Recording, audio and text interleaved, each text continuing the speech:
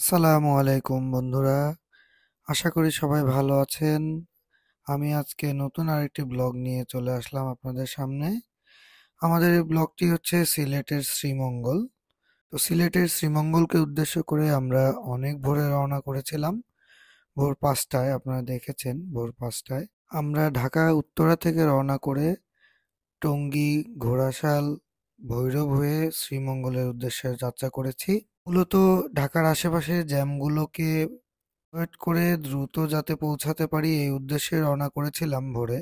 রাস্তায় যেতে যেতে রাতের থেকে ভোর হওয়ার যে আলোটা, সেই আলোটাকে আমরা সাথে করে নিয়ে এগিয়ে যাচ্ছিলাম সিলেটের শ্রীমঙ্গলের উদ্দেশ্যে। দেখতেই পাচ্ছেন রাস্তার পরিবেশ অনেকটাই গাড়ি মুক্তই ছিল। আমরা ভৈরব পার হয়ে আশুগঞ্জের কাছে একটি রেস্টুরেন্ট, উজান ভাটি রেস্টুরেন্টে এসে ব্রেকফাস্টটা সেরে সেরে নেওয়ার জন্য এখানে নেমে গেলাম। যাবার পথে আমরা উজান ভাটি রেস্টুরেন্টটা একটু ভালো মনে হয়েছে দেখে এখানে ব্রেকফাস্টের জন্য থেমেছিলাম। তো ব্রেকফাস্টে পরোটা, ডিম, সবজি এবং খিচুড়ি আমরা অর্ডার করেছিলাম। যদিও যদিও খাবারগুলো ভালো লাগেনি, কিন্তু ক্ষুধার জন্য খেলাম। এরপর আমরা আবার রওনা দিলাম শ্রীমঙ্গলের উদ্দেশ্যে।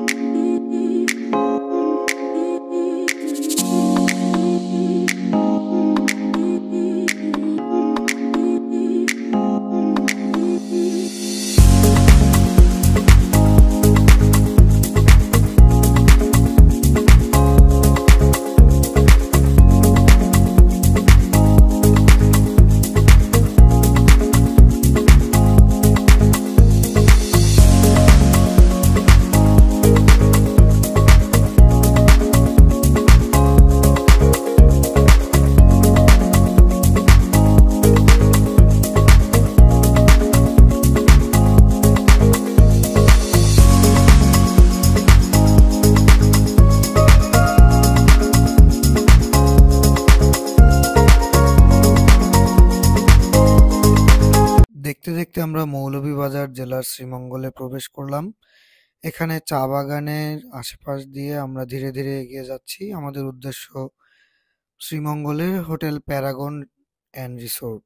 যদিও আমাদের টার্গেট ছিল 5 ঘন্টার মধ্যে পৌঁছানোর, কিন্তু মাঝখানে একটি অ্যাক্সিডেন্ট হওয়ার কারণে আমাদের অনেক সময় লেগেছে আসতে। ঢাকা থেকে সিলেট রোডটি অনেক বিপজ্জনক একটি রাস্তা, আপনারা অনেক সাবধানে আসার ট্রাই করবেন।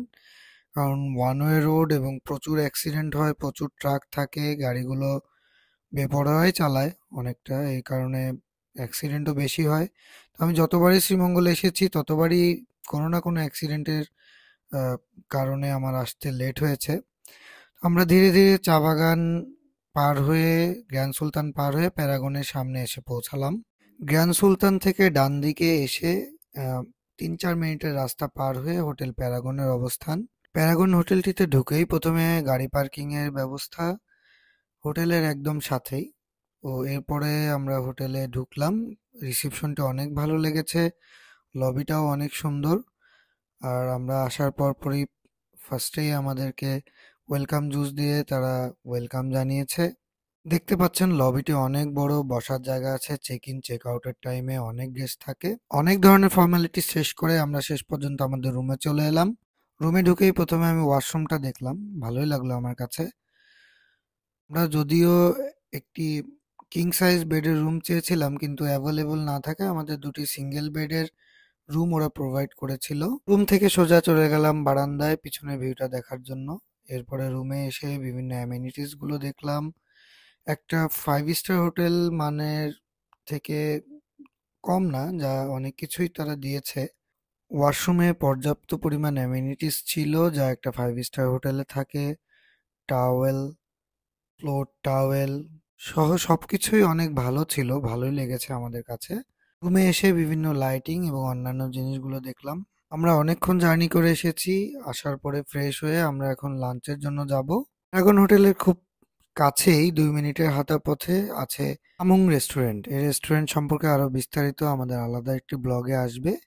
তো এটা পরিপূর্ণই একটি ইকো টাইপের ক্যাফে। বাইরে বসার জায়গায় এসি নেই, কিন্তু ফ্যান আছে। রেস্টুরেন্টটা সম্পর্কে একটি ব্লগে রিকমেন্ডেশন দেখে এসেছিলাম, যদিও আমরা দুপুরে এখানে খেতে পারিনি, অনেক ভিড় ছিল আর লাস্টের দিকে খাবারও ছিল না, আমাদের অর্ডার করা আইটেমগুলো ছিল না। এই জন্য পরে আর আমরা এখানে না খেয়ে আমরা চলে যাই এখান থেকে শীতে। রাতে আমরা আবার চলে আসি হোটেলে একটু ঘোরাঘুরি করে। তো যেটা বলছিলাম, দুপুরে যে আমরা খেয়েছি পানশিতে, পানশির খাবার একদমই ভালো ছিল না। তারপরেও ক্ষুধার পেটে আমরা খেয়ে দিয়ে আর কিছুটা ঘোরাঘুরি করে চলে আসলাম আবার আমাদের হোটেলে প্যারাগনে। আপনারা দেখতেই পারলেন প্যারাগনের রিসিপশন এবং লবিটা অনেক সুন্দর ছিল। এর বাইরের ভিউগুলো অনেক সুন্দর দেখতে পাচ্ছেন। আমরা যে জায়গাটায় উঠছি এখন, এটা একটা বারবিকিউ প্লেস। ওদের অর্ডার বেসিসে বারবিকিউ প্রোগ্রাম হয় এখানে। বসার জায়গাগুলো অনেক সুন্দর, লাইটিং গুলো অনেক সুন্দর, পরিষ্কার হোটেল পরিচ্ছন্ন। সম্পর্কে বিস্তারিত আরেকটি ব্লগ নিয়ে আসবো আপনাদের সামনে খুব শীঘ্রই। তো চলুন এক নজরে আমরা দেখে নিই হোটেলটি। হোটেলের পিছনে একটি swimming pool, jacuzzi, children swimming pool, এর বাইরে জিমনেশিয়াম সহ আরো অনেক কিছু আছে। চলুন এক নজরে দেখে নিই রাতের ভিউ হোটেলটির।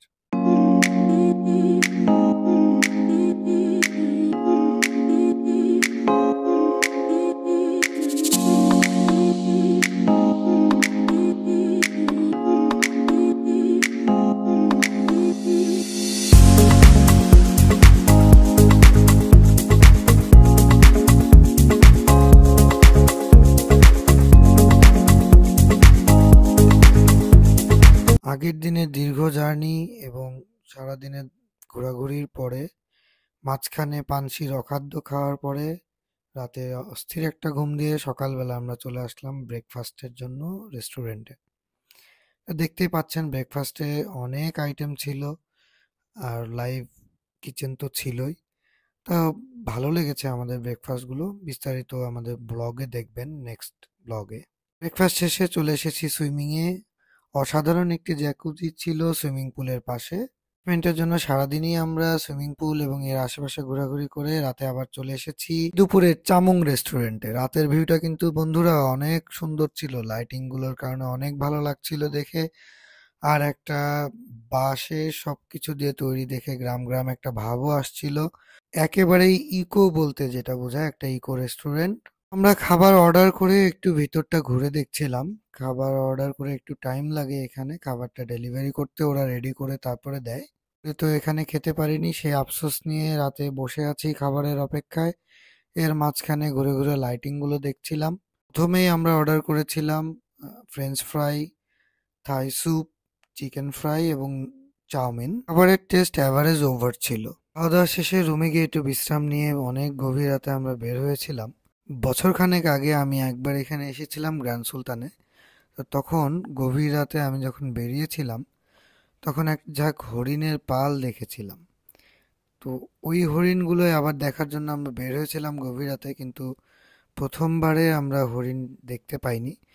তো সামনে এগোতে এগোতে চিন্তা করলাম যে সিলেট শহরটাকে ঘুরে আসি, দেখি রাতের বেলা সিলেট শহরটা কেমন দেখা যায়।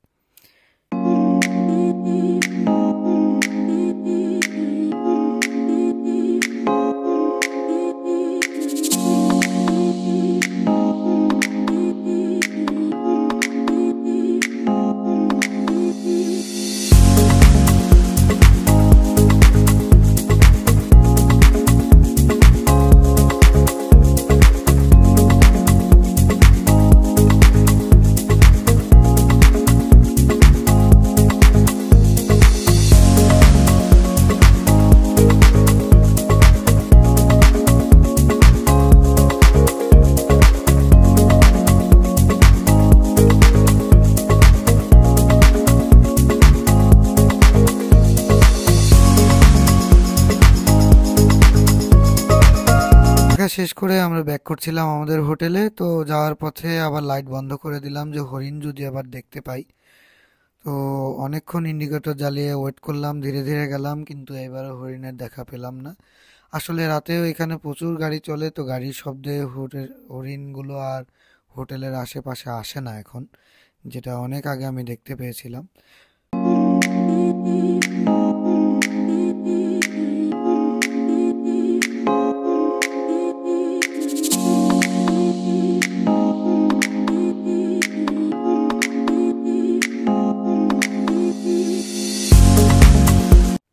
হরিণের দেখা যখন পেলামই না, তখন চিন্তা করছি যে চলে যাই হোটেলে, গিয়ে আমার জান এবং আমার বাচ্চাদের নিয়ে একটা ঘুম দেই। তো অনেক ক্লান্ত লাগছিল, চলে গেলাম হোটেলের দিকে যাচ্ছি। ক্লান্তিময় ঘুম শেষে আরেকটি ভোর শুরু হলো।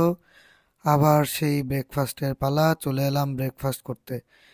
ভোরবেলা আধো আধো ঘুমেই চিন্তা করছিলাম বুফে ব্রেকফাস্টের কথা। বুফে ব্রেকফাস্ট তো অনেক ভালো লাগে, পছন্দ মতো আইটেম আর হচ্ছে সানি সাইড ডিম। ব্রেকফাস্ট শেষে দ্রুত রেডি হয়ে আমরা চলে এলাম একটি টি গার্ডেনে। এর টাইম অনেক কম ছিল, এই জন্য হোটেল থেকে কিছুটা দূরে মাইজদি টি গার্ডেন, ওখানে আমরা চলে গিয়েছিলাম। ওখানে আমাদের এক পরিচিত আঙ্কেল ছিলেন, তো তার সৌজন্যে আমরা এই বাংলোটিতে কিছুক্ষণ রেস্ট নিয়ে হালকা কিছু নাস্তা করে আমরা টি গার্ডেন দেখার উদ্দেশ্যে ওখান থেকে বের হয়ে যাই। দেখতে পাচ্ছেন বাংলোটি কিন্তু অনেক সুন্দর ছিল বন্ধুরা, টিলার উপরে বাংলো আর চারদিকে অসাধারণ সুন্দর চা বাগান। তো এই চা বাগান থেকে বেরিয়ে আমরা আমাদের ট্যুরের মেইন অংশে চলে যাচ্ছিলাম, যে জায়গাটা আমাদের এবারের ট্যুরের একটি সুন্দর আবিষ্কার, সেটা হচ্ছে বাবুই পাখিদের আড্ডা ক্যাফে অ্যান্ড রেস্টুরেন্ট। অসাধারণ সুন্দর একটি রেস্টুরেন্ট, গ্রামীণ পরিবেশের মতো করে তৈরি করা, যেখানে ঢুকলেই দেখতে পাবেন যে বসার জন্য কোনো চেয়ার টেবিল নেই, কিন্তু মাটিতে বসে খাবারের যে সুন্দর সুব্যবস্থা, এখানে এটা আমি আসলে কল্পনাও করিনি। এর পাশাপাশি এখানে খাবার অর্ডার করার পরে যে সময়টুকু লাগে সেই টাইম পাস করার জন্য পাবেন কিছু বই। এর মেনুগুলো এখান থেকে দেখে নিতে পারেন। আমরা এখানে যে খাবারগুলো অর্ডার করেছিলাম তার মধ্যে আছে বেগুন ভাজা, কয়েক রকম ভর্তা, ডাল এবং সাতকরা গরুর মাংস। এই রেস্টুরেন্টের বিস্তারিত আরেকটি ব্লগে আমরা আসব। এখানে বারবিকিউয়ের ব্যবস্থা আছে, আমরা যখন বেরোচ্ছিলাম তখন তারা বারবিকিউ রেডি করছিল। তো যাই হোক, সেখান থেকে আমরা আবার ঢাকার উদ্দেশ্যে রওনা দিলাম ছোট্ট একটি ট্যুর শেষে। আসার পথে রাস্তায় প্রচুর কুয়াশা পেয়েছি, যা আসলে এখনো যে শীত এতটাই পড়েছে ঢাকাতে থাকলে তা বোঝা যায় না। এই শীতের কারণে আমাদের গাড়ি চালাতে কিছুটা প্রবলেম হলেও ধীরে ধীরে সাবধানে চালিয়ে আমরা ঢাকার পথে রওনা দিয়ে দেই। আমাদের সংক্ষিপ্ত ট্যুরের সংক্ষিপ্ত ভিডিওটি এখানেই শেষ করতে হচ্ছে। হোটেল এবং রেস্টুরেন্টগুলো নিয়ে আলাদা ব্লগ আসছে বন্ধুরা। আজকের মতো এখানেই বিদায় নিচ্ছি, আবারও দেখা হবে নতুন কোনো ব্লগ এবং নতুন কোনো জায়গা নিয়ে। আসসালামু আলাইকুম।